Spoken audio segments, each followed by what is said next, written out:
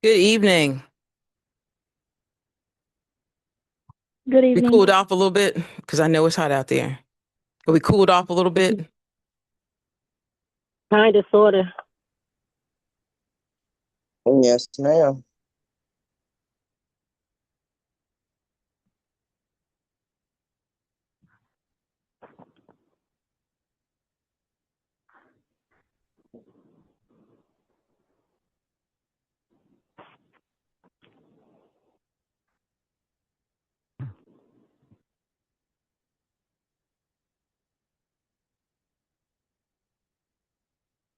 So welcome. Well, We are in the midst of planning for our fiscal year 2027 agency activities. This evening is the public hearing portion of that process. I want to welcome everyone here this evening. Before we get started with our presentation and then opening up the floor for public comment, I want to ask our CEO, Stephen Nesmith, to come forward to welcome everyone. Mr. Nesmith.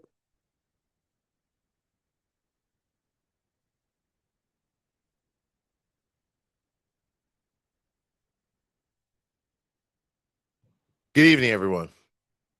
To those who are here in person and those who are joining remotely, good evening. As it was just said by our Chief of Staff, Ms. Kim Cole, today we will be presenting the Richmond Redevelopment and Housing Authority's annual agency plan.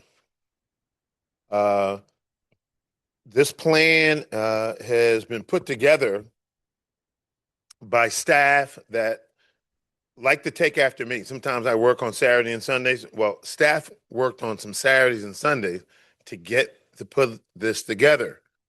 And so I want to first start off by thanking the staff. We can't pay them for Saturday and Sunday, but we want to thank them for working Saturday and Sunday because it's a testament to their commitment to the mission of trying to make lives better for the residents. We are imperfect, like everybody is imperfect, but we try to do our best. And I want to again thank the staff for all of the tremendous hard work that they put into this, even up to the very last moment. I want to just say that in putting this plan together, we were very transparent. We went out and we shared this to the resident advisory board. We shared it, of course, with RRHA Board of Commissioners. And we shared it to also all of the public housing residents and to our voucher participants. But equally important, and finally, we shared it with the community at large. We want to be very, very transparent. We shared it and we had it out and for public comment and for public to review more than 45 days. And we thought that was very, very important for the issue of transparency. Again, thank you for being here. I'm going to bring back up the Chief of Staff, Ms. Kim Cole, to walk us through the protocols of the day and how we will receive comments on the annual panel. Ms. Kim Cole. Thank you, Mr. Nesmith. So I wanted to make sure folks had a couple of documents before we get started. Tanise Webb is actually passing out some documents for you to refer to if you haven't already seen them related to our discussion this evening.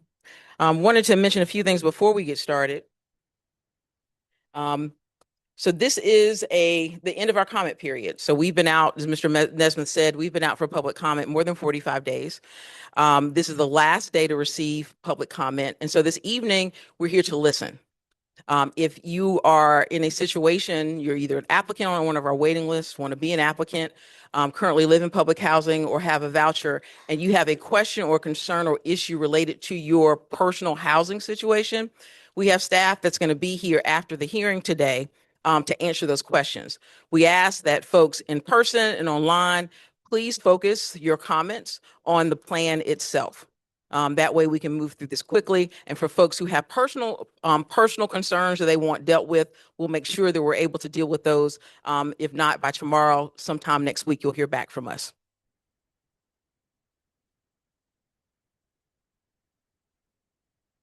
All right, so we're asking folks when you come up for comment this evening that you limit your comments to 3 minutes. Very important, because we want to make sure that everyone has an opportunity to provide their comments. For the folks in the room, we'll have a mic. For individuals online, we ask that you raise your hand, indicate that you have a question. If that is a challenge, you can put your question in the comments. We'll be monitoring the comments during the course of the meeting.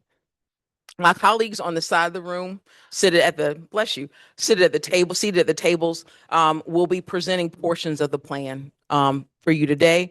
And based on their expertise, and some of you may have already had interaction with them as we've been going through the process of pulling the plan together. All right, so we're going to get started. One of the handouts that you have is going to mirror the presentation that we're presenting to you today. We've provided it for you so you can take notes as you prepare to provide your comments on the plan. So let's go through the agenda for this evening as it relates to the presentation. We're going to start off with an overview of the plan, what it is, the importance of it.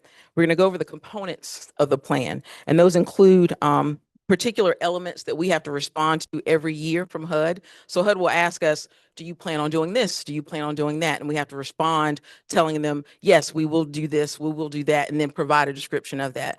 And as we get into the detail of the plan, staff will be giving that detail to you. As it relates to our capital fund, housing authorities are provided funding every year for their public housing program to address capital needs on those sites. Because of the limited amount of funding that we get, it's a very difficult decisions that we have to make about where we're going to spend that money. We're going to spend some time on that part of the plan as well, give you some sense of the kind of feedback that we got from residents during the planning process, and to go over high level what we've decided that we can handle going into the next fiscal year relative to the funds that are available. And you have a copy of that in front of you as well. And then finally, we're going to open up the floor for public comment. Again, we're asking that people only use 3 minutes. We will be timing, again, so that everyone has an opportunity in the time to share their comments. And then we'll wrap up with next steps for the plan. And with that, I'm going to ask Calandra Trotter, our Assistant Vice President for Compliance, to come up and kick us off.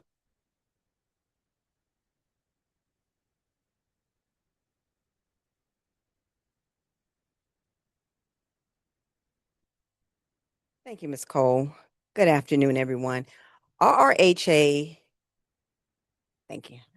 Under the Quality Housing and Work Responsibility Act, known as QARA of 1998, as a public housing agency, RRHA is required to submit an annual agency plan which outlines the proposed policies, programs, services, and strategy the agency intends to operate during our upcoming fiscal year that will begin October 1st of 2026. This annual agency plan is submitted in a HUD system electronically by a due date. It requires providing options for residents or public to review, comment, and provide input. This presentation has been given to our Resident Advisory Board as well as our Board of Commissioners to date. Components of the plan are is the form HUD Form 50075 ST, which is again an electronic now in an electronic format. along with RRHA's already approved fiscal year 2026 annual agency plan that is available on the agency's website. The agency's administrative plan that governs the Housing Choice Voucher Program, the admissions and continued occupancy policy, which governs our low-income public housing program, as well as the City of Richmond's consolidated plan specifically for years 2026 to 2030. Just some information on Richmond Redevelopment and Housing Authority. The annual agency plan classifies the agencies as standard or troubled. RRHA is a standard housing authority. Our fiscal year begins October of 2026. RRHA's annual contributions contract at the time of the plan under our public housing program, we're managing 3,245 units. Under our Housing Choice Voucher Program, 4,060 units with a total of 7,305 combined units and vouchers. Under revision of plan elements, the Housing Authority plans to revise as part of this annual agency plan that has been put out to the public. As you'll see, the list here indicates yes or no, whether or not revisions will be made to the indicated areas, and we will go over those areas where we've indicated yes, that those elements will be revised. Our RHA strategies to address housing needs in the City of Richmond we remain committed to maximizing the number of affordable, available housing units, ensuring housing remains affordable, creating greater awareness of housing opportunities for our public, and conducting activities to further fair housing. Ms. Cole will come back at this time and go over our financial resources. So interestingly enough, under the grand wisdom of HUD, they ask us to include our annual plan, our annual budget for the upcoming fiscal year as part of our annual plan process. But our planning process for the submission of our budget is on a different time frame. So what you see here, and what we have to do with the submission of the annual plan, this is pretty much a placeholder. It reflects our FY26 approved budget. If you are interested in being involved in hearing about what our FY27 budget is going to look like, we're going to start that process next month with the Board of Commissioners. There'll be a public hearing by way of a Board of Commissioners meeting. So I ask you to pay attention to the website to get information about what we're proposing for our overall agency budget for 2027.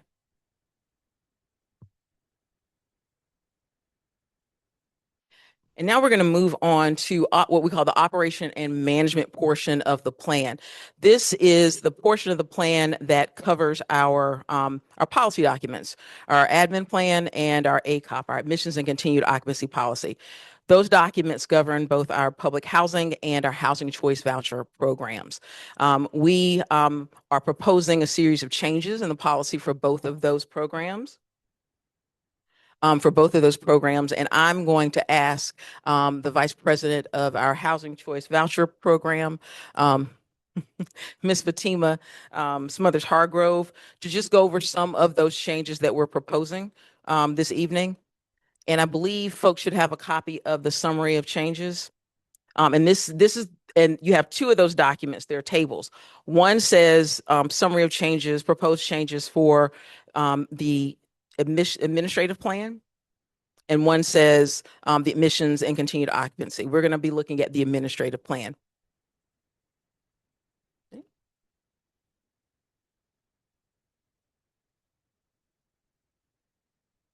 And for those that are joining us virtually, we're going to put up a version of the summary of changes on the screen shortly.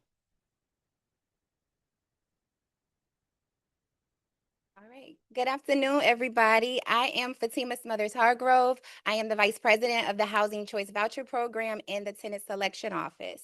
I'm going to go over some of our proposed changes and updates for our admin plan, known as our administrative plan.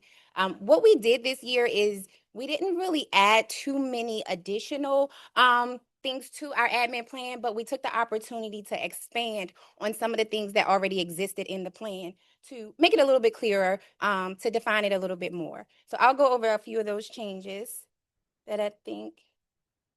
Okay, and if they're not on the screen. So related to reasonable accommodations, we're adding language that speaks to reasonable accommodations requests will only be considered for current applicants or participants. Reasonable accommodation requests submitted by former participants who have been terminated from the HCBP program will be processed and decisions will be rendered. However, any decisions rendered will be applied to any potential future activities between the former participant and RRHA. And that's in Chapter 2 of the admin plan. Another added note to our admin plan are under local preferences in Chapter 4. We are adding a preference. RRHA will offer a preference to families currently assisted under the Emergency Housing Voucher Program, whose assistance is scheduled to expire or terminate on or before December 31st, 2026, due to the expiration of EHV funding. This preference and any assistance provided shall be subject to the availability of funding and program resources. Our EHV program will be sunsetting on December 31st, 2026. We do currently have about 55 families that will be affected under that sunsetting, which means that they will not be receiving any assistance after December 31st. So our hope is that this preference will allow them to be able to have a preference on any waiting list, and so that they can potentially move into public housing or any other available housing, so that there's not a lapse in housing for them. Living aid, that is in Chapter 5. Once an individual is approved and added to the household as a living aid, their designation as a living aid is permanent and may not be changed. So that means that if the head of something happens to the head of household, the living aid does not have any rights to that unit. They will be asked to vacate the unit. Caretaker for a child, found in Chapter 6. We're adding language to the end to kind of expand on this topic. The determination must be received within 60 days from the date the parent or designated guardian was removed from the unit. Extensions beyond 60 days may be given on a case-by-case basis in consideration of extenuating circumstances such as delayed court dates. And this is if in cases where the head of household may be deceased, who's going to take over that unit, and so that the children do not have a lapse in housing, so that the housing can go over to whomever is going to take guardianship of those children. Recertifications. This is in Chapter 11. RRHA will initiate a participant's annual recertification 120 days before its effective date. This includes collecting required information from families and allowing sufficient staff processing time to complete the recertification and issue the required 30-day notice of any changes, including changes in rent, prior to the recertification effective date. Also, another update in our recertifications, Chapter 11, we're adding language. The due date for annual recertifications will be 15 business days from the date of the initiated workflow. Families will receive 2 reminders via Rent Cafe, email, or first-class mail to submit their reexamination and required documents. If the family is unable to submit required documents according to the required time frame, the family should contact the assigned housing specialist in advance of the deadline for document submission. If a family does not respond to the request for documents in a timely manner, RRHA will send a second notification requesting timely submission of required documents. If a family fails to comply without RRHA approval, or fails twice to respond to RRHA's request for documentation in a timely manner, or if the notice thereof is returned to RRHA is undeliverable, a notice of termination will be emailed and mailed first class to the family's address on record. So a change for this is that anytime that this assistance is going to be terminated or pending termination, we're not only going to put it in the portal and email it, we are going to mail those letters to the families as well as to the landlords. So that will actually go out in the mail. And And then we did a couple of updates in our home ownership section, and that is chapter 15. One of the things that we're adding is that a family assisted under this option must have been existing RRHA HCB program participant for at least 1 calendar year. So we're asking that anyone that is looking to go into the home ownership program, that they've been on the Housing Choice Voucher Program for at least 1 full year before becoming eligible on that program. Another thing that we're adding is that in addition, if a family other than an elderly or disabled family includes a disabled person who is not the head of household, RRHA must grant an exemption. So that means that it doesn't just have to be the head of household that is disabled. If there's a disabled adult in the household, they can also qualify for any of those exemptions as well. And one other one that I wanted to mention, we added, because there was no prior language, the unit must be within the limits of the city of Richmond. So for home ownership, you must find a house in the city of Richmond. You cannot find a house in Chesterfield. You cannot find a house in Hanover. Has to be in the city of Richmond for the home ownership program. Those are all my updates. All right. Thank you.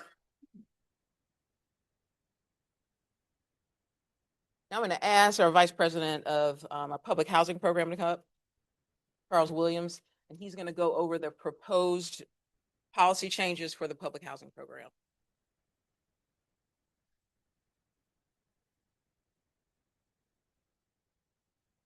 Okay, good afternoon, everyone. I'm Charles Williams. I am the Vice President for Public Housing here at the Housing Authority.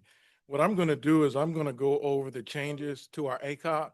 And our ACOP is our Bible for how we do business.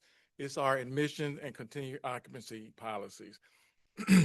So the order of the presentation will be as follows. I'll go over the policy area, and then I will go over the proposed language or some of the changes. So the first area that I want to look at is leasing and inspections.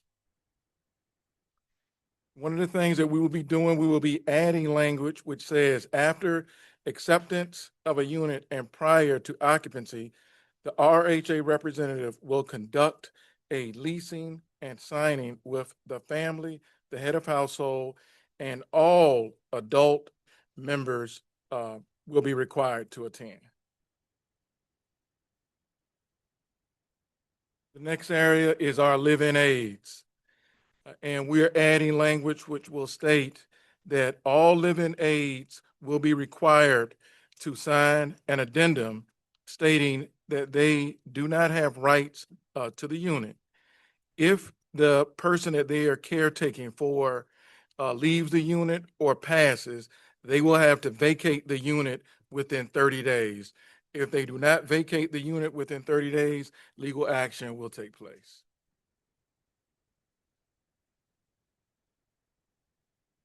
The next area also is leasing and inspection, rent changes. It says if the family residential rent changes, RHA will notify the family of the new amount and the effective date by sending written notifications via email, Yardi Rent Cafe, but the family may request a mailed copy as a reasonable accommodation.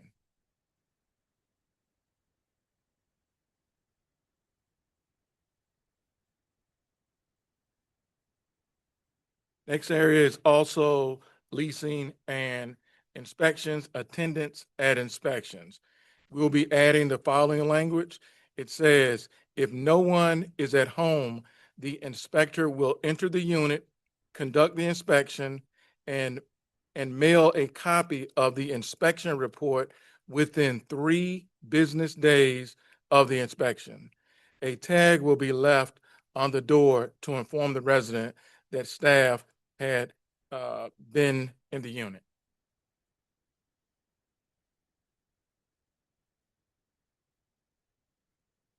Correct.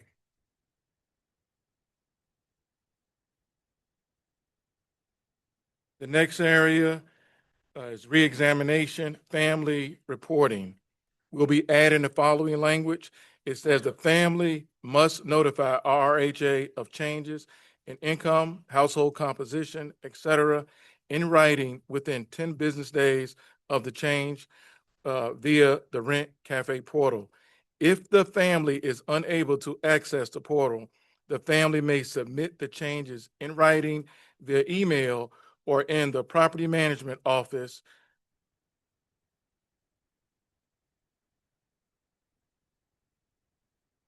If there's a portal issue, it can be resolved.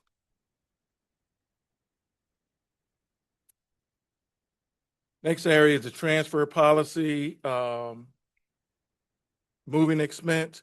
It says RRHA will bear the reasonable cost of temporarily accommodating the tenant and of long-term transfers, if any, due to emergency maintenance conditions not caused by the tenant. Repayment agreements.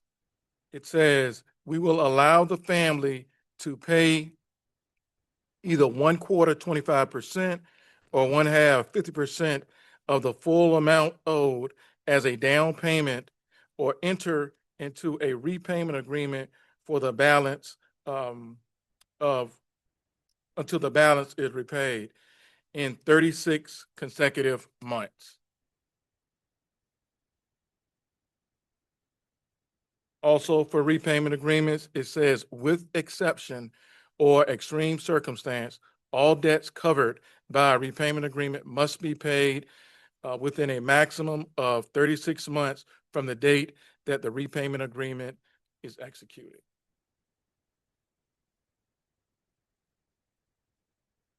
Thank you, Mr. Williams.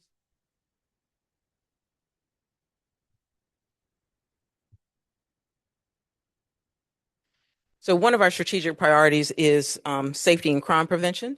As part of our annual plan, we lay out key focus areas as it relates to that. Crime reduction and enforcement, security enhancements, community engagement, crime prevention and awareness, and partnerships and supportive services.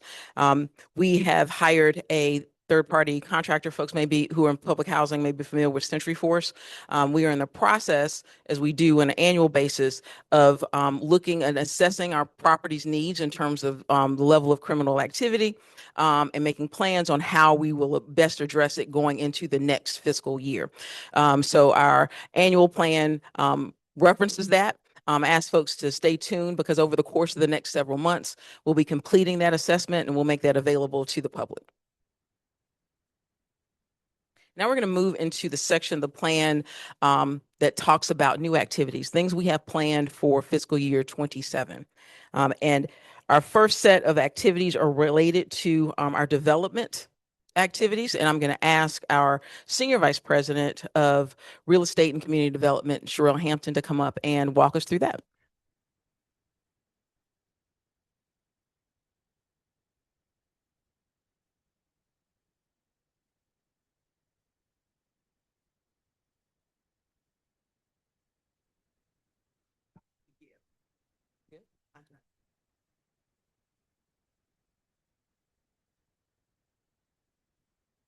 Right, everyone has it? Great, great. And hope all is well this evening. We have several projects. You will see the categories. They will say Hope 6 or our choice neighborhoods. We have the remnants of, or the last end of the Blackwell Hope 6 project. That's 111 vacant lots that we will be developing for home ownership activities. We are working with Maggie Walker Community Land Trust on 36 of those lots. The development of all lots will take place in 5 phases. And so, yes. So if most people are familiar with Murphy's Law, anything that can go wrong will go wrong. So for our participants who are online, we apologize. We're having some technical difficulties, so we can't advance the slides. So the folks in the room, you have your version of the slides with you. For the folks who are on the we're dialing in, we'll make sure that the full slide deck is made available after. But we ask you just pay really close attention as we go through the descriptions of our activities. Thank you. Thank you, Ms. Cole. All righty, we're on new activities. We are starting with those that fall under real estate development, and I'm starting with the Blackwell Hope 6 project. There are approximately 111 lots. 36 of those lots will be going to Maggie Walker. The remaining 75 will be developed through an RFP process. These will be for affordable home ownership activities. We will take it probably up to 115% of AMI, and then we will go down as low as 50% AMI. So that's a wide margin there under the area median income. So that means people making roughly $40,000 or $50,000 could, I'd say 50, could come in for those home ownership activities. Now, what we call mixed finance is the modernization or development or redevelopment of our multifamily. That's our big six, any of our big six that we are redeveloping. I'm going to name 4 projects, starting first with Gilpin Court redevelopment. And we have a bill first going on that will be starting right now. That's 56 units. That is in vacant lots. It is not on Gilpin proper. No one is being displaced. We have not started with Gilpin proper. We have been working with the city, and that major announcement for how we're collaborating with the city of Richmond and Mayor Avula will come out later this month. But for the bill first, having a place where people could move if they so choose, because it is about choice. So we have 2 bill first options. The first one you see will be 56 units. Then we have Fay Towers. We are renovating the former Fay Towers building, and that's our bill first number 2. The third project is Mosby South, Mosby Court South, right across the street from MLK Middle School. We will be redeveloping that property. It is currently 106 units, and we will be going to approximately 170. And then we have Grace Place, 400 East Grace, which formerly used to be a all seniors building right across the street, not far from us here in walking distance. And that will be 68 units for the elderly, for seniors. Under our demolition and disposition, of course, we will have that when we start Gilpin Court, but that has not started to date. There's no demolition for Grace Place because that's a renovation. Mosby Court, there will be a demolition, and all 3 projects have 3 different developers. So Mosby Court South will have some demolition activities assigned to that. It will be done in phases. The redevelopment itself will be over 3 phases, and demolition could be over 2 to 3 phases. So I believe I have covered all of those.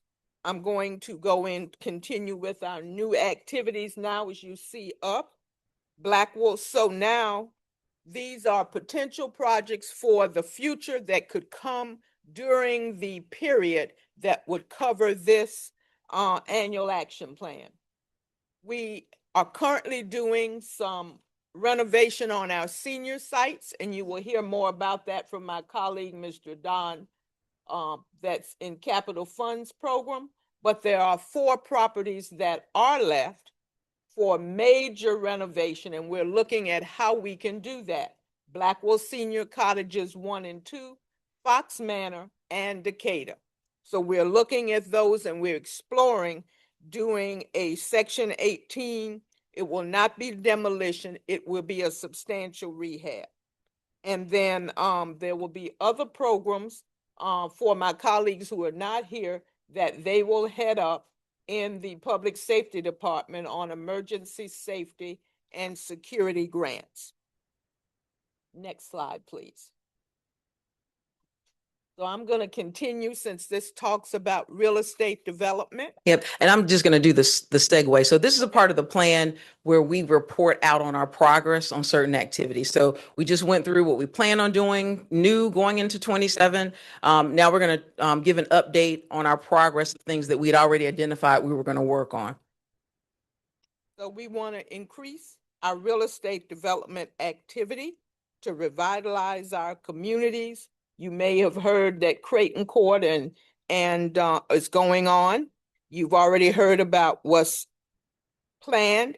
And so now you know what's going on, but we want to increase that. And that's why we're planning to build new on our other big six. And it really is, HUD has been pushing this for 25 years now. They have continually cut their federal funding for renovation. And so these units, we have some of the oldest units on the East Coast. My boss liked to say the oldest, and particularly here in the state of Virginia. So we have to do something. We do not want our tenants to continue to live in cinder block housing. And many are obsolete, so we have to do something. We're also going to increase asset management capability for the authority. That's just making sure that projects that we work with developers on, like Richmond Family 1 and 2, Stovall, Afton, Bainbridge, those properties that were renovated, came online last year. We want to make sure that those properties, working along with, where is she? I was pointing over here. Miss Fatima's sitting over here now, Miss Smothers Hargrove, but that those properties are performing, our tenants are taken care of, and those properties can be sustainable. So I think that's all I have. And comprehensive repositioning plan will be completed in FY 27. So we continue to look at our numbers, how we are doing with our tenants, and what does that mean when we start to redevelop a property. We want to always maintain that public good so that we have affordable housing and deeply affordable housing. So we are doing an analysis on that and have contracted with a consultant to help us with that analysis. I believe that's all I have now. So thank you for your attention. Thank you, Ms. Hampton. So we're going to continue with our progress report. Yeah, let's mix it up. Come on up, Ralph. Yep. So we've got a couple of things we want to provide progress on. A big part of that is resident services. So our Vice President for Resident Services, Ralph Steck, is going to give us an update on how we've been doing. Good evening, everybody. Thank you for coming out. So our Resident Services Department, we're the Human Services for RRHA. I know many of you all know. Just want to give a few updates on some of our signature program. We have over 100 participants in our Family Self-Sufficiency Program. We've added 5 new partners and 100 participants for that program. And so we're excited about the potential of what that would do in terms of helping our families become self-sufficient. A few years ago, we added a program called the YLEA. That's our Youth Leadership and Employment Academy. And that program is designed to give youth an opportunity to participate in some employment. And so we have upwards of 27 youth participating in that program. And we provide professional development, academic enrichment, and community service to foster the next generation of leaders. And so one of the programs that we have that was a response to COVID is our STEM. We've developed STEM labs in 3 of our 5 sites. And we're hoping to open 2 STEM labs this fall. And so we currently have STEM labs in Gilpin, which is at the Calhoun Center, is under renovation, Hillside, and also Wickham Court. And so that's really big, especially with AI and the activities and things that are actually coming on. And so technology is big programming, and our kids love technology. And a part of that technology, what we've been able to do is we've been able to help at our senior sites. And so we've had an opportunity to have classes for our seniors. And so we had 20 dedicated seniors age 55 plus learn fundamental digital skills, learn to set up emails and navigate the RRHA portal to manage their accounts. And so that's been a big plus for our seniors and providing that opportunity for them to learn more and more about technology, especially as we continue to move to more of a virtual platform, not only at RRHA, but also throughout the city. And so then also, as I talked about, the youth participating and engaging with technology, as our main goal is to bridge the digital divide, and that was very impactful. So we continue to grow and develop those STEM labs from the out of COVID. And so we've had great partnerships with that. And then also we have a program we call LIFTS. It's leading families to self-sufficiency. And so this program, we've done over 591 assessments of our families to make referrals for services. We've hosted job fairs for 200 individuals seeking employment, and we provide food resources for over 500 residents. So those are just a few highlights of the things that we're doing, and we're excited about this upcoming year and expanding those programs and adding more. Thank you.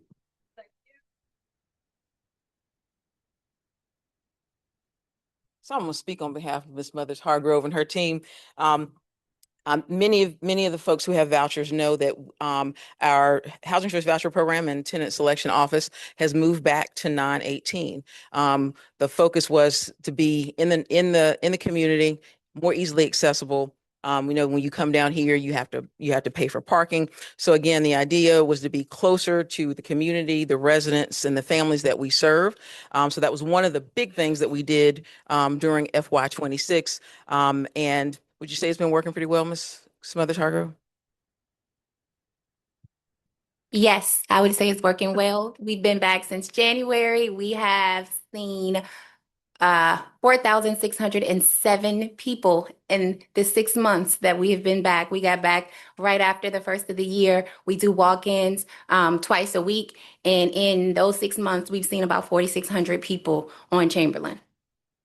And definitely it's probably the number's gone up from when you were here because it's just that much. It's a lot more accessible for the family. Yep. Did you want to say something, Mr. Nesbitt?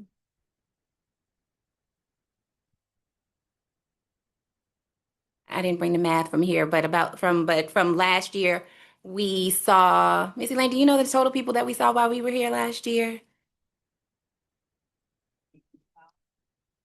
Yeah, we saw a total about 2,000 people while we were here last year, but we definitely have seen an increase because the bus stop is right in front of the office. There's a parking lot right there. Some of the families are able to walk over, so it is a lot more accessible to the families. And, so they're able to come in at least 3 times a week, some weeks, for research clinics and walk-in sessions. Thank you, ma'am. And along those lines, in terms of constantly trying to improve customer service, we created an ombudsman or resident advocate this year, someone who is focused on addressing the concerns not only of our residents, our voucher holders, our landlords, and just stakeholders in general, including the city council, HUD. The idea is that those questions and concerns are funneled through one individual who is laser focused on providing responses and feedback in a timely manner. So we call it an ombudsman, but it's we also refer to the individual as a resident advocate. And then finally, we're going to wrap up with 2 more areas. Information technology. We know how important technology is, and we try to stay on the cusp of technological advances. And I'm going to ask our Vice President of Information Technology to just give us a brief summary of how we've been progressing in that area.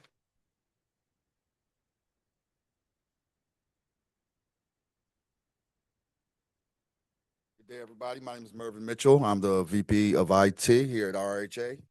And I just want to give a brief summary on the things that was accomplished this year and the things that we're going to try to continue to accomplish and build on as far as the information technology here at RRHA.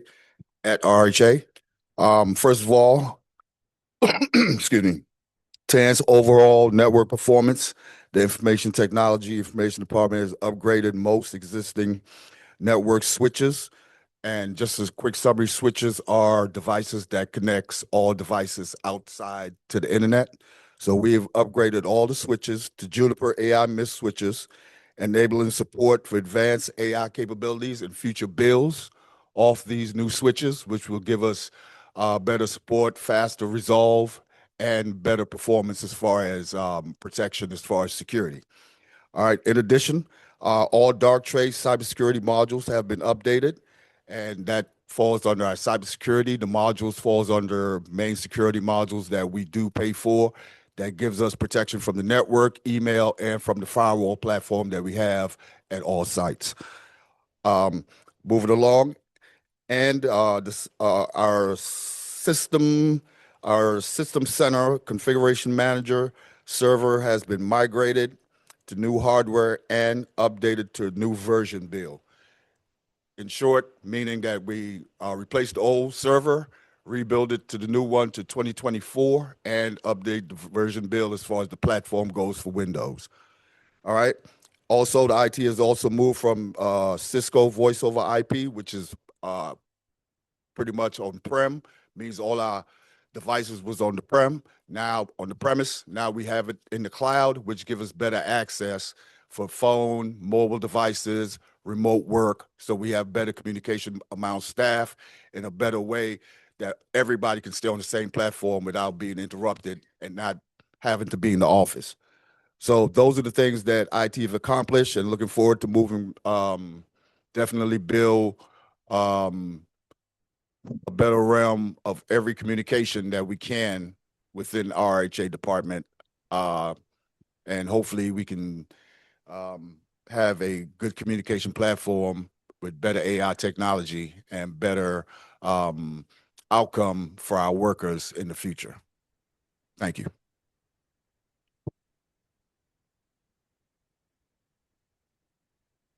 The last area we want to give an update on is improvements to our organizational structure. We want to be effective, efficient, be able to provide the services that our residents or stakeholders need. Big focus of that has been training. We've been doing a lot of training of our staff, making sure that rents are calculated correctly. We've created a compliance unit. And along those lines, we are finishing up a strategy relative to strengthening our organizational structure. So we ask you to stay tuned as we go into fiscal year 27. We've made the first phase of those changes in the fall of 25, and that second phase of organizational changes will be coming up. And with that, we're going to move to a discussion of our modernization efforts. These are efforts I mentioned earlier when we talked about the capital fund plan. That is that money that we get from HUD. Very, very finite resource. We have to make really hard decisions about where we're going to spend the money at our public housing sites. So our Vice President of Capital Funds, Capital Projects, Mr. Don Mullins, is going to come up and talk through some of the efforts we undertook this year to get feedback from families, residents at our public housing sites, so we can make those hard decisions about where we put that very, very important resource. Yes, ma'am. Ms. Cole, before Mr. Don begins, can we ask our persons on virtually to mute their phones? Because we're hearing. I think they may have heard you. We just ask the folks that are joining us virtually, make sure that you're muted. Thank you. You ready?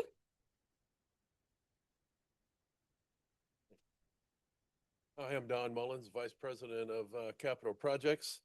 As you can see, HUD has graciously bestowed upon us, they approved us some vacancies for modernization work. They're spread, I'm sorry, always. The slide goes with their approved vacancies by HUD.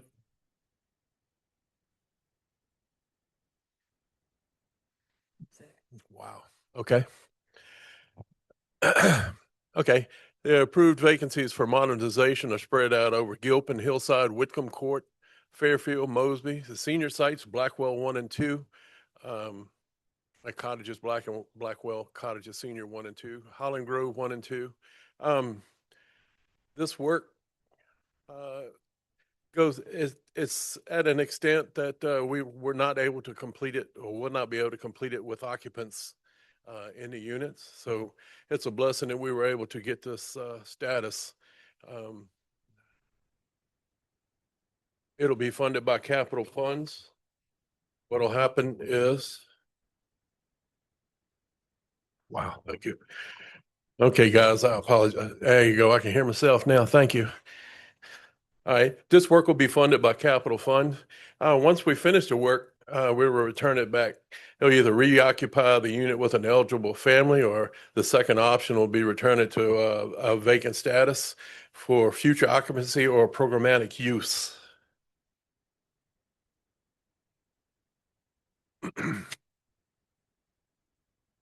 Okay, if you don't know, we have been in the midst of a senior site modernization for the last year and a half. We're currently in 1920 and 1611. 1611 is anticipated to be completed next February. Next one. Oh, I thought I had some Blackwell and not Blackwell, but Fox and Decatur in there. It could be added in. 3900 is complete. These are the capital projects that we got feedback from the LIPH resident leadership. As you can see, like Mosby, electrical infrastructure, always domestic water heaters. Some nice things there for the book stand and some rehab on the computer lab, things like that. Some energy savings. Same in Hillside, site betterment. You'll see the project optimization vacancy reduction effort. That is a major effort that we're undertaking to reduce our vacant units so we can get our occupancy rate up and hopefully one day become a high performer. Gilpin, sanitary waste lines, potable water, boilers, HVAC, roofs, clotheslines. You'll see it's consistent pretty much throughout. Next, please.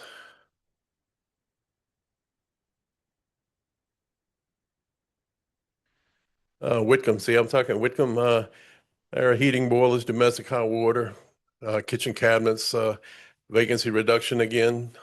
Fairfield, big project for us in Fairfield, security lighting for the entire development. Be much like Mosby and Gilpin has been done. Flooring, windows and door locks, project optimization again. The Stonewall, elderly building, elderly site.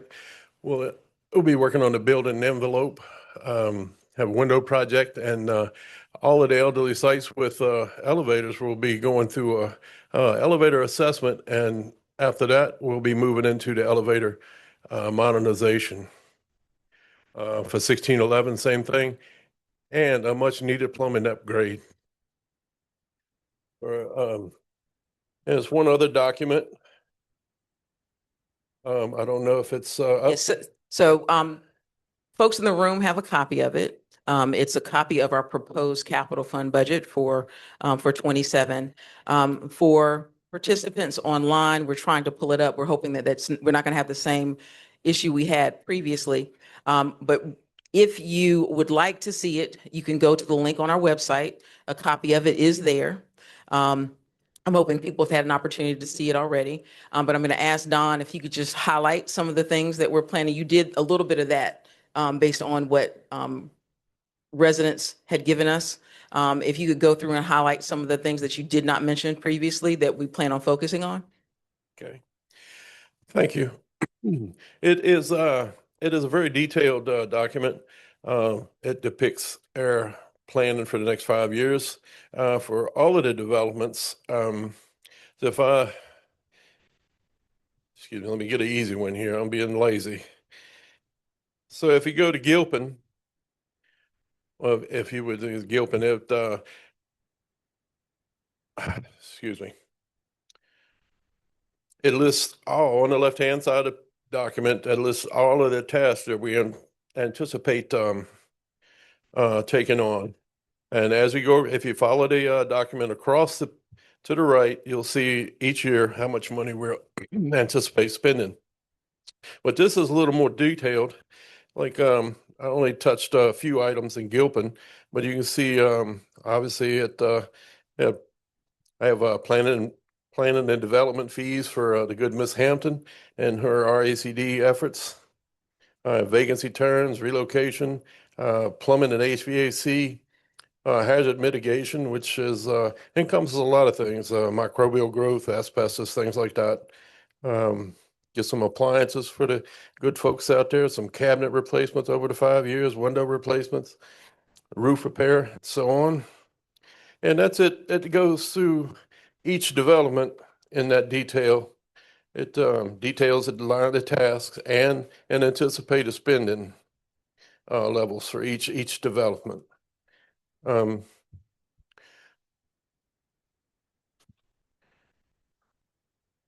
Would you want any more, Kim?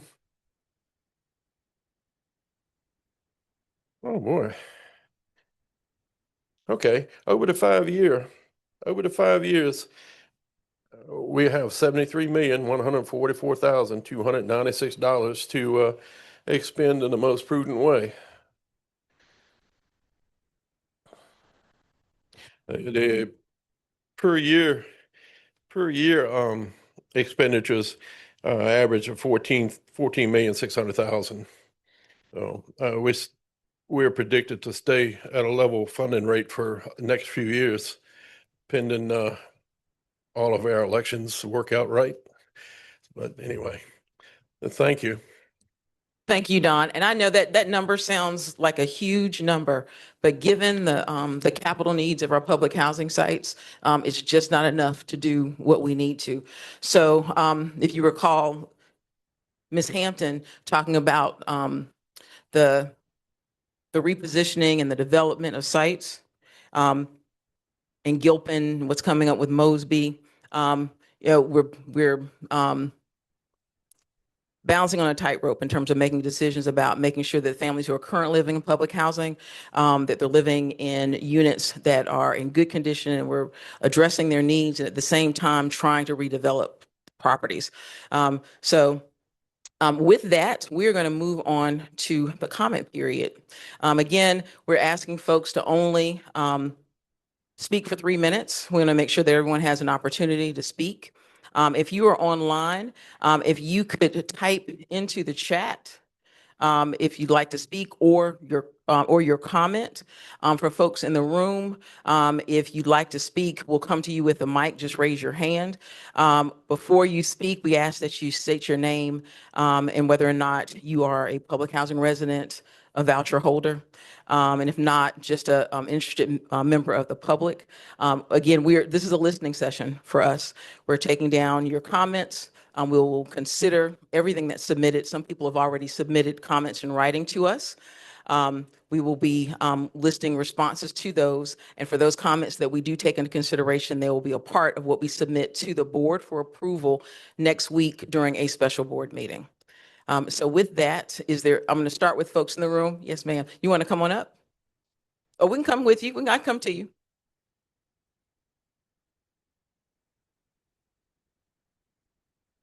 My name is Princeola Jackson. My biggest concern, I've been living in so many areas in Richmond, is not funny. As a head of household, because I'm the one who applied for the apartment, seemed like I always had problems with when they have owners who own the property. The same property, I did what I supposed to do as a resident there. But when you have change of management and property, when they mishandle it, like when they former owner go to another, sell it to another owner and change names, and would I be, RRHA says your rent is your credit. I want to get credit for what I had. Just because it's a new owner, a management, would I get credit for what I earned and did? So I don't know if I would be able to do that. Would that affect my credit? That's what all my big concerns, because that kind of limit me maybe to able to own a home.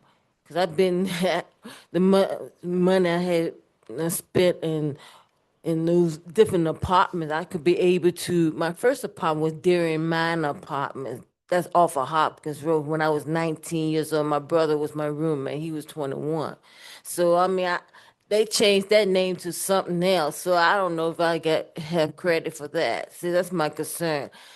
I don't understand why my credit's so low, and when it was up to 700 800, now it's down to maybe 600 or something like that. I don't understand. I need some clarification. Princola Jackson, Princola. The C is pronounced as an S. So you know how your name spelled one way and it's pronounced another. Yes. But they call me Pepsi for short. That's my nickname. Pepsi? Pepsi. Pepsi. So I'm gonna refer to you as Miss Pepsi. So as it relates to your situation, I'm gonna ask Ms. Smothers Hargrove to spend some time with you. Are you current public housing resident, or you live? Are you?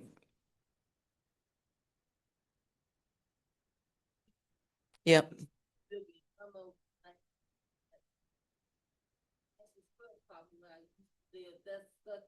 Mhm.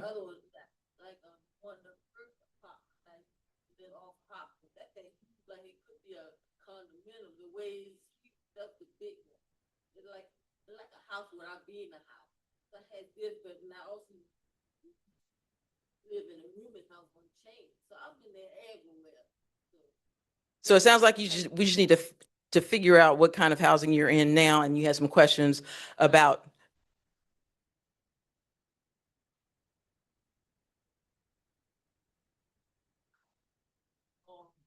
Mhm. So if it's flat stairs, that means you don't see it stairs, that's down. On the outside, it looks like it's So I'm going to ask Ms. Smothers Hargrove to speak with you after the meeting, and she'll be able to try to answer some of your questions. Okay. And I want to say one more time. So for the purpose of this meeting is to get comments on the annual plan, so that we can take those in consideration if we need to make decisions about updating it. Your name, ma'am? Gwendolyn Hurd. Hi, I'm about to hold it too. My question was for, you said, in order for the home ownership, that you, had to be a participant in the voucher program prior to being there. So I know at one time they was doing the, ownership through the voucher program, and they was doing it through NACA. Is this something that's replacing that program that we were doing through NICA? You was using your voucher. They were saying you could use your voucher to purchase a home, and we gave up all the information, but then somehow they said we wasn't gonna use vouchers. So did y'all take it and did your own home ownership program? Is this what this program is about? Question. We did make changes in the admin plan relative to the homeownership program. Mr. Nesbitt's going to respond to that. Right. So we are going to announce later this summer about our new homeownership program. And we're going to have a number of lenders and folks in the mortgage industry that we're going to be part of that new homeownership. And NACA will be part of that as well. So stay tuned. But NACA will be one of many other lenders and providers from homeownership. And it will not be just for voucher holders. Program. You said you had to be, home voucher. Mhm. For a year? I was just wondering, is it gonna be the same process for you to be able to put the voucher to be able to purchase your home? It will be, but it will not be limited just for voucher. It's for public housing residents as well. Okay. Yes, yes. There you go. When you all say y'all partner with these the landlords and things that coming in, and I noticed that the lady was saying sometimes when they take on new ownership, they change things. Well, one of the developments I wanted to make sure they changed their lease, but they didn't inform the residents of the changes that they would have to pay water bill. So me personally, I didn't, when I went to sign the lease, that's when I found out about it. So I didn't pay. So I had to move from there before because I had to know. But when I came down to RRHA to get a new packet, I informed them that they had changed landlords, but the person told me that the leasing person stated that they go by the old lease, the first lease that the people submits to them. And then if the people want to make changes to the list, they have to submit that change to RRHA in order for that change to go in effect. And that didn't happen. And they are charging people for this water bill, and there was never no notice. I had went to court and everything. So I was just wondering, when you're going doing things with these landlords, I think that's something that's really need to be addressed. Paying these water bills, and when it's not a meter, and then you got these other ones that they're telling you that you pay your rent, but you got to pay $95 for water bill, which is, to me, is taking your 30% that HUD require you to pay in your income, is taking you over that amount. And so those type of leases, it look like those things would be like a red flag when they're coming. I was just thinking maybe we need to be more diligent in those leases that's coming through that people are signing, because a lot of our residents are going in hardship trying to pay those water bills without a meter, and I don't think that's fair. Yeah, 1 second. Great comment, and we're definitely going to look into it. And what you said makes a lot of sense. So we're going to look into it. Thanks. So we're going to go to folks online. Were there, I just want to go back and forth to give folks online, if there's anyone who has any questions. I'm looking at the chat and I don't see any hands raised. I saw a thumb go up.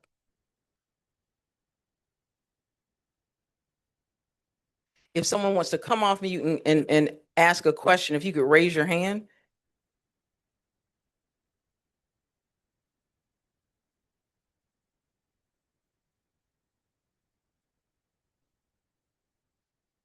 Do we see anyone, Priscilla?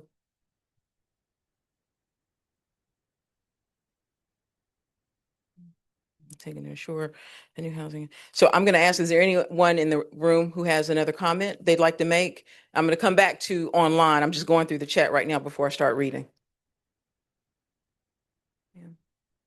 You had another comment?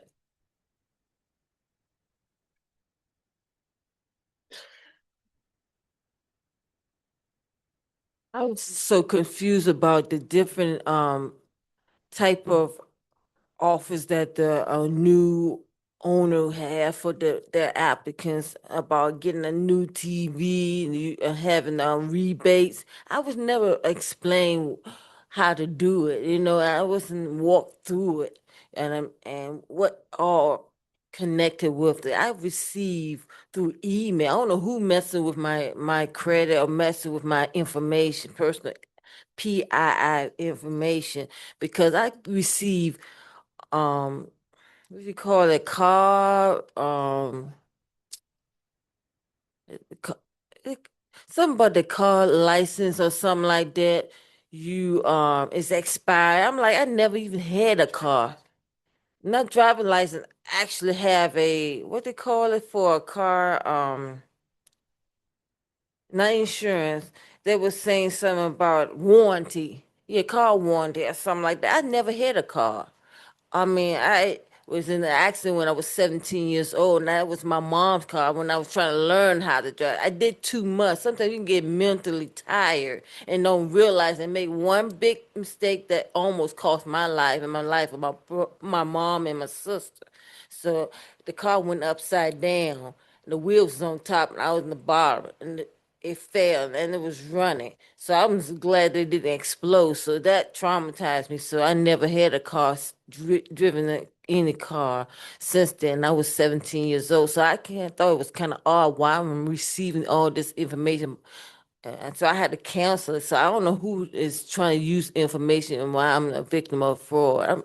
That's why I told RRHA that I'm a victim of different type of fraud, that I had to close my bank account and issue a new checking account because of that. So I had to question everything. It may be some opportunities for me that I didn't take because of that. So I didn't know what to do. I need someone to walk me through everything from scratch. So we're going to start with your conversation with Ms. Mothers Hargrove after the meeting. And we'll see what kind of information we can get for you. Do you have a question, sir? No, no pressure. Sure. For the special accommodation, they say if you want your mail to come through the mail, you know, you said you have to do a special accommodation, reasonable accommodation in order for you. Okay, so how would I do it? Because I'm not good with looking at, I will miss everything. So I prefer mail. Yes. So what would I need to do for reasonable? Okay. I got him. I know. So you're gonna speak? Okay, so Mr. Williams, All right. over here, he'll be able to answer that question for you when we finish. No, no worries. All right. Ms. Webb, are you looking at the chat? So in the comments, we have, let's see, be that cat. There's a comment there. I wanted to submit my comment from earlier. They fumbled the HCV last year and HUD cut their funding because barely anyone in RVA was able to use it. I hope they do better this year. Increases to landlord incentives can be done. Thank you. Next comment, Makita. Good day. My name is Ms. Hargrove, and I had a concern about the funding and the administration decisions. I have sent in complaints and concerns about the maintenance for years. I've had meetings with most of the people. This meeting right now about these concerns. I have a very sickly child who gets sick on the regular because of this mold and dirty hot water we are using. So, Ms. Hargrove, stay on the line and we'll circle back around with you to connect you with someone on staff. Is AI something RRHA can do something about? It seems like it's being implemented everywhere. And that's from Ms. White. Thank you, Ms. White. Not sure about your question in terms of clarity. We do use AI to a certain extent, not heavily. I'm looking at Mervin as an I'm organization. sorry. That's That was okay. just that was a reply to the person who was asking about AI. Got it. Well, thank you for your help in responding. There's a comment from Trina. Mhm. Are there resources available for the elderly to find affordable housing in a timely manner? I have been trying to help an elderly woman with PBV waitlist. So, Ms. Trina, hold on. We've got folks from our tenant selection office who are here. They manage our waiting list. We'll connect you with someone. So just stay on. Latrice Hicks, what measures are you taking to ensure that new housing is available for people waiting on the list for over 8 years? So Ms. Hicks, I'm going to ask you to hold on as well. We have, again, folks from our tenant selection office here this evening. We're going to give you some contact information so you can get in touch with someone.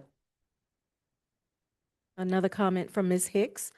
What is your agency doing to truly develop these residents so your housing is just a stepping stone? So we're going to respond to that. Mr. Stuckey has a host of things that he and his team are doing, and lots of things planned for 27. You don't have to go through the whole list, but just some highlights. Yes. So one of our programs, our family self-sufficiency program, where we actually provide goal setting, a 5-year program for our residents to participate in, and also assist them with an escrow account so they can move forward.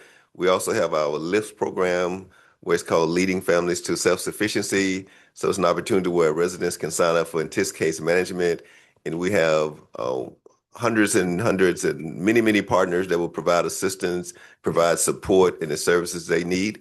And so much of it is we provide the support and services. The important thing is the desire and the interest in our families to move forward. And so we provide that support in so many different ways.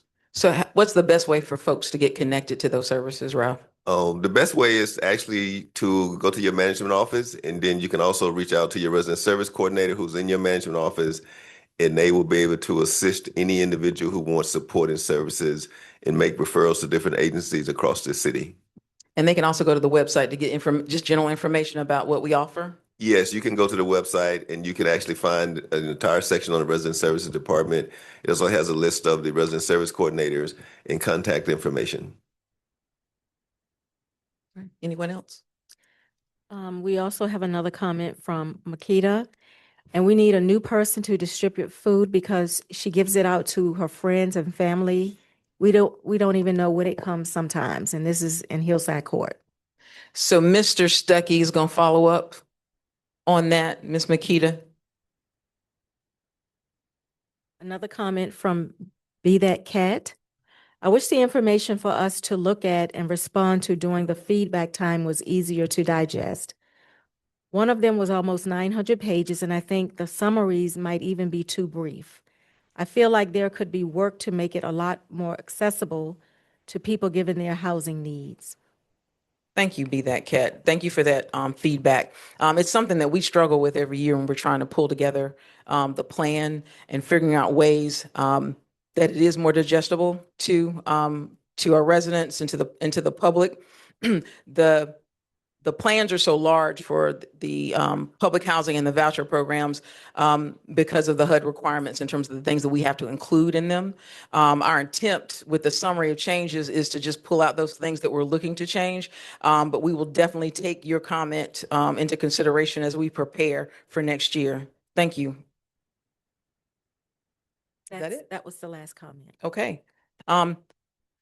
So that ends the comment period. Thank you so much for taking the time to spend this evening with us. We know, given the heat and other other challenges, concerns, issues people have going on, it speaks volumes that you spend your time with us this evening. I want to thank the staff for coming out. Want to give folks a sense of what's next. I think I mentioned it earlier. Next step for this is we're looking at all the comments we received. Again, we received a number of comments in writing as well. Today, 11:59 p.m. is the cutoff time to receive comments on the plan. The staff will be has already started going through them. We'll finish going through them before we present to the board next week. What we'll be presenting to the board is a request to submit the proposed plan to HUD. And that plan is due to HUD on the 16th of this month. And with that, I ask Mr. Nesmith, do you have anything you want to add? If not, thank you very much for joining us this evening.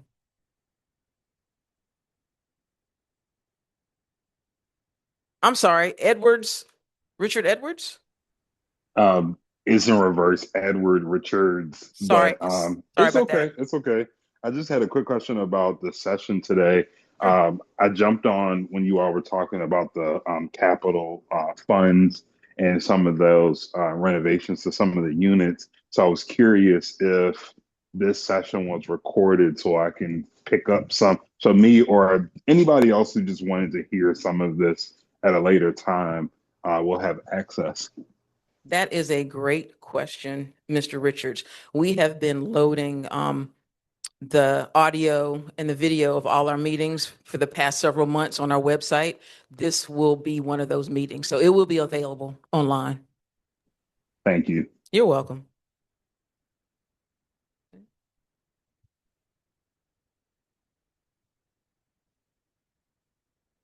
Oh, yes. And we're not going to cut off the link. For those folks who had questions that I asked you to stay on, we're going to put some contact information in the chat. So just please bear with us and we'll be with you shortly. And for those folks in the room, thank you.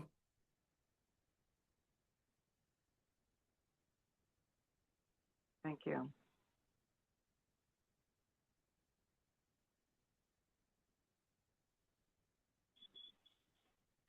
So folks online, what I'm going to do is I'm going to put my email address in the chat. If you could send your contact information directly to me. I don't want to put anybody's personal information in the chat. I will make sure that the appropriate staff member reaches out to you.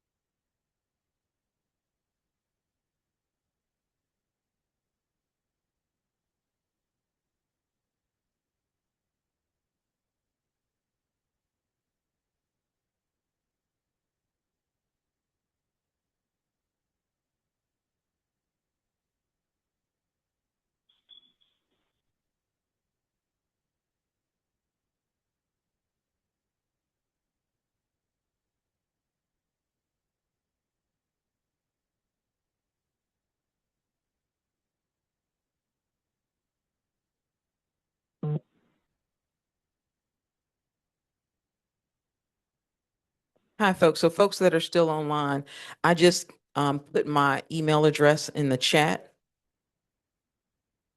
and ask that you send me your contact information with a brief description of your concern or issue, and I'll forward it to the appropriate staff. I just want to make sure people saw it. For those folks who are still online, if you could throw a thumbs up or acknowledge it in the chat.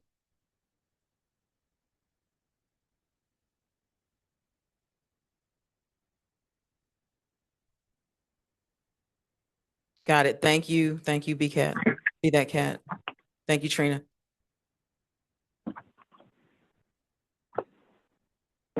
All right. Thank you again so much. Everyone have a great evening. Stay cool, be safe, and have a great holiday weekend.